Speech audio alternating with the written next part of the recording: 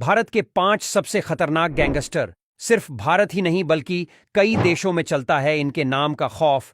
कई मुल्कों की पुलिस भी इन्हें नहीं पकड़ डीडीएच पाई। इस एक गैंगस्टर पर बन चुकी है एक बड़ी फिल्म।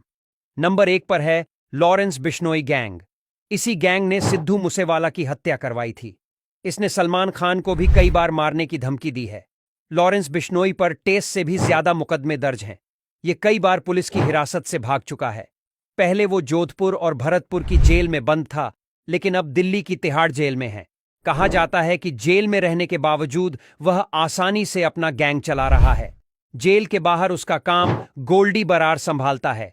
गोल्डी बरार ने पंजाब और पंजाब के बाहर कई कत्ल करवाए हैं। कनाडा में बैठा गोल्डी बरार इस समय लॉरेंस बिश्नोई का सबसे बड़ा और मजबूत आदमी है। नंबर 2 पर है सुक्खा का हलवा। एक समय कुख्यात गैंगस्टर सुक्खा का हलवा का खौफ पंजाब, हरियाणा और राजस्थान के साथ ही पश्चिम बंगाल तक फैला हुआ था। साल 2000 से 2015 तक इस गैंगस्टर के नाम 70 में भी ज्यादा आपराधिक वारदातों में आया। 17 साल की उम्र में उस पर हत्या का पहला मुकदमा दर्ज हुआ था। 20 जनवरी 2015 को किसी दूर से गैंग ने सुक्खा का हलवा की पुलिस हिरासत में ही गोली मारकर हत्या कर दी। उसकी हत्या के बाद उसके हत्यारे पुलिस के सामने ही नाचने लगे थे। जब सूखा मारा गया तब उसकी उम्र महज 20 साल थी। कहा जाता है कि बॉलीवुड की एक फिल्म शूटर सुक्खा का हलवा की जिंदगी पर ही आधारित थी। नंबर 3 करीम लाला।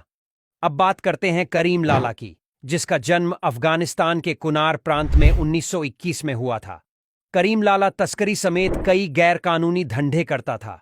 उसको हाजी मस्तान असली डॉन कहते थे। जरायम की दुनिया में उसकी तूती बोलती थी। वह केवल 21 साल की उम्र में पेशावर के रास्ते मुंबई पहुंचा था।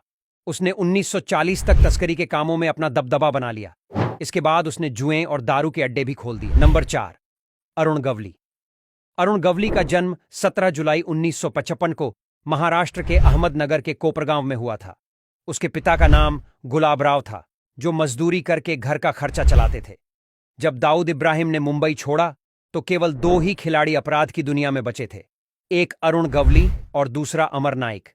अमर नाइक को एक एनकाउंटर में पुलिस ने मार गिराया, जबकि उसके भाई को गिरफ्तार कर लिया। इसके बाद मुंबई में अंडरवर्ल्ड की दुनिया में केवल गवली ही बचा था।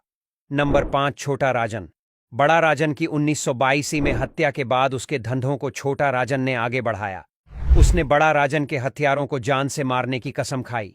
अब्दुल कुंजू को छोटा राजन का इतना खौफ था कि उसने 1 साल बाद 9 अक्टूबर 1943 को पुलिस थाने में सरेंडर कर दिया, लेकिन छोटा राजन ने कई बार उसकी हत्या की कोशिश की।